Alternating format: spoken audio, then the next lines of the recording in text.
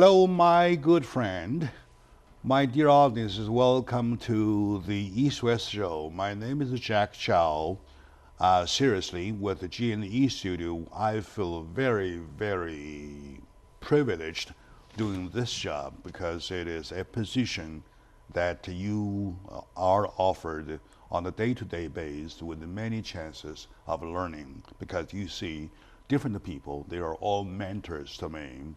To me, it is in a school, going back to school to learn once again for the third time, for the fourth time, goes on and on like that. Christmas is only days away, right? I exactly choose something, choose some subject which is totally opposite to the atmosphere. Why do I do that? I just want to create a contrast for people to see what we have here are so dear. They are so dear, we better cherish it rather than take it for granted, right? Now, we're talking about freedom. We're talking about everything we have here. However, we are not born with it, right? Somebody had fought for it. Somebody had fought it.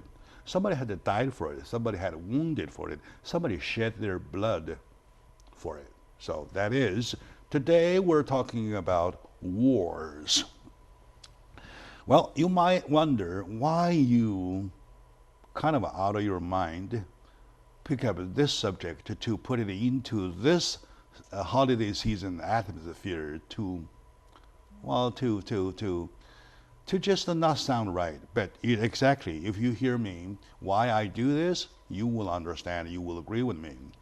Nowadays in the Congress, there is a big voice talking about waging another war, namely they are going to enhance our ground troops to Afghanistan, even in Iraq, especially the Syrian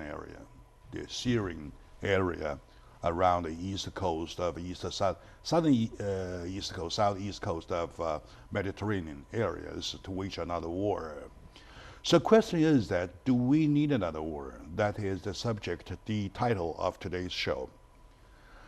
I'm so heavy. I feel heavy-hearted already. I'm getting slower than normally I do. What do we need another war? Another war? Can we afford another war? Right? And do we have the money to wage another war? Okay, suppose either we both did have the time, did have the money, do we have that many lives to lose for another war? That is the question. So today, join me are two heroes, war heroes. By that, I really mean to salute because you did your part. You fought for the freedom of this country. We want to separate the wars and the warriors.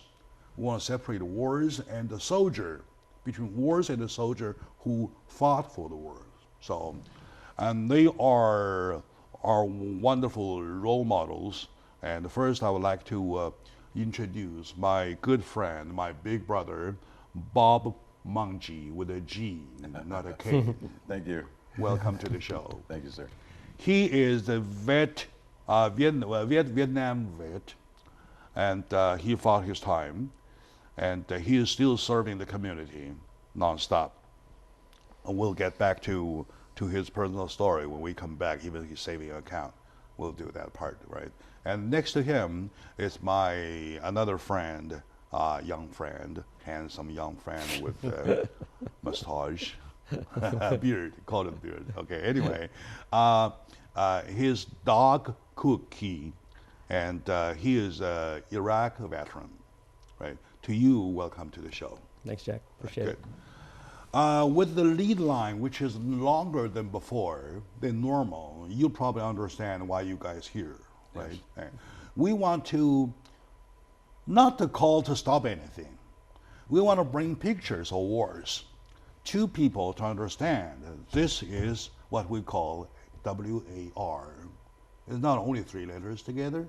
It has meanings in it. It has blood, it has a life, it has stories in it, right? Okay. Now, why don't you tell me, Bob, what time did you join the Army? What time did you go to Vietnam? And how long you stayed there?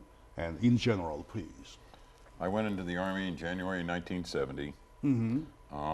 By June, I was in Vietnam. I stayed in Vietnam for 14 months. Typically, a tour is 12 months. They had a deal going since it was later in the war that if you extended to within 5 months of the date, they call it an ETS date, the date you get out of the service, that you can ETS from Vietnam. So consequently, I did, instead of a 12-month tour, I did a 14-month tour. I see. So, and when you were there, did you get wounded?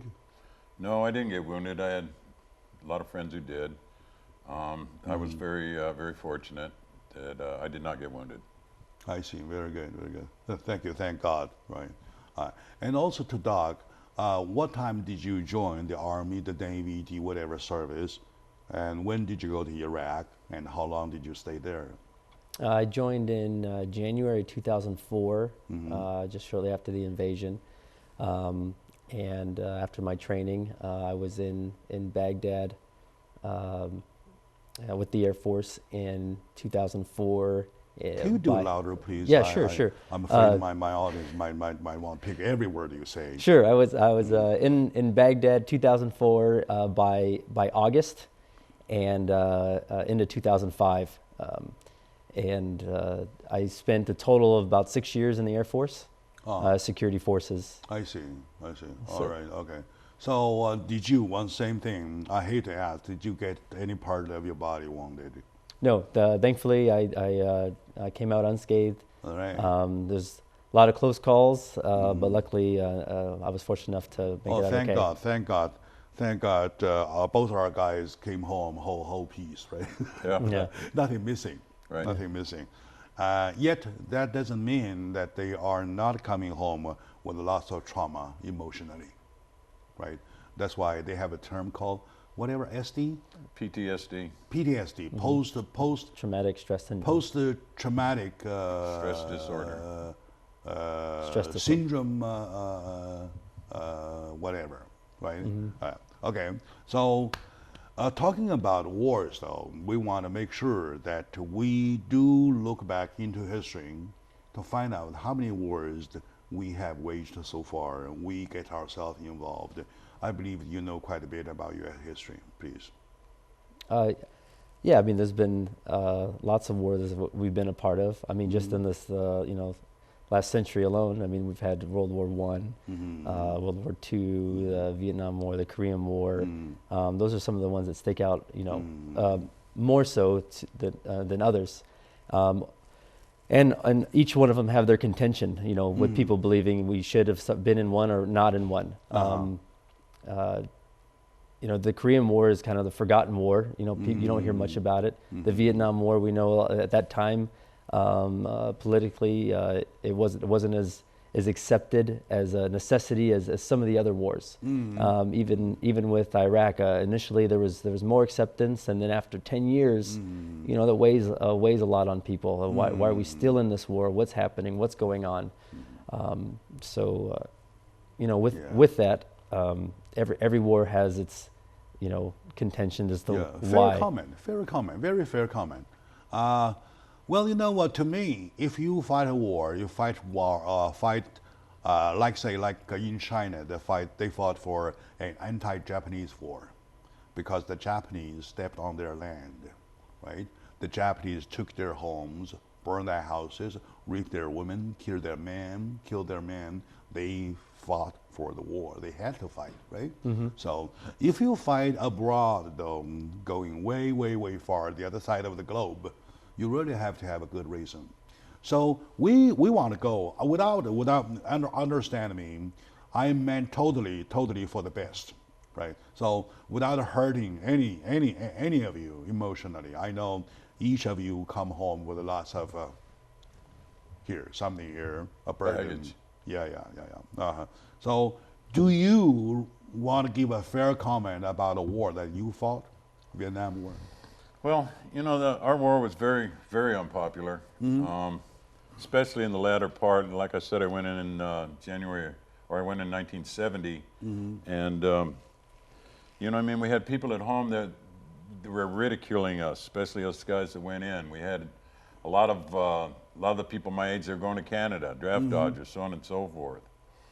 I wasn't raised that way. I mean, the call came, I answered the call. I wasn't, it was kind of funny. They gave me an MOS, that's your military occupation specialty, of they wanted me to go train on red-eye missiles in Van Nuys. I grew up in West Covina, California.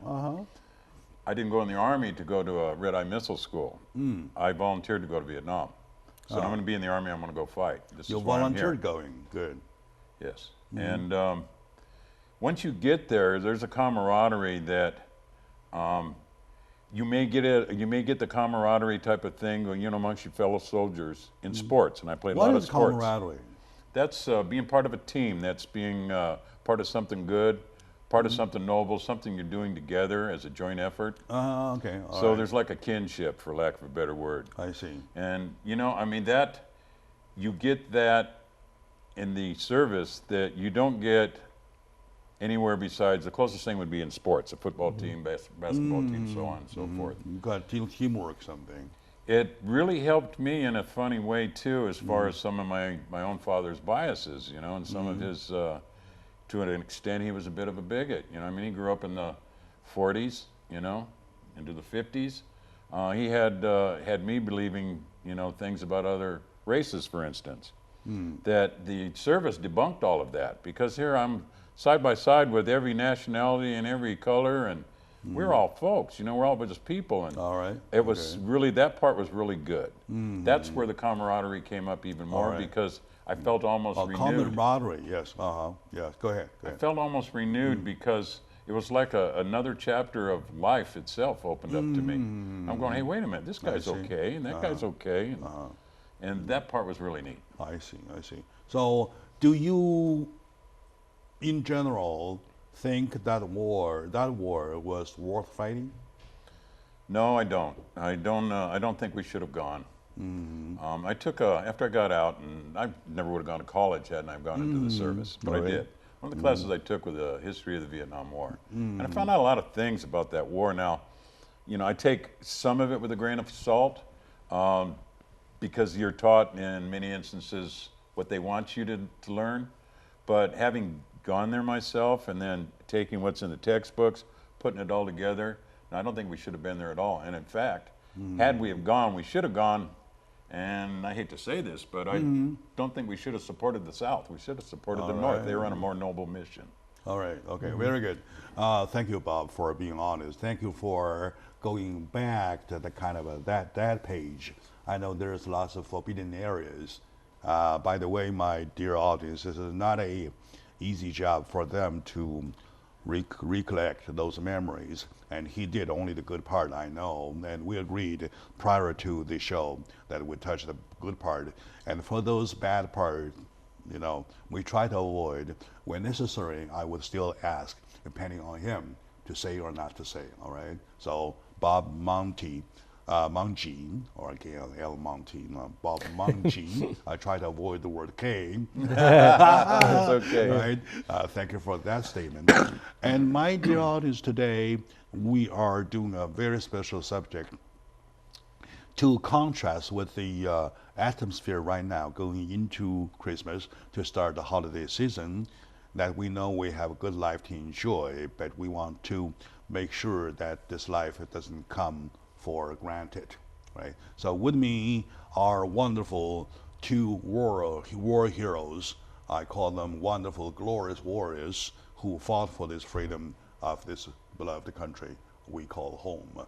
Bob Mangji and Dog Cookie will come back with his Iraq war comment. Please stay with us.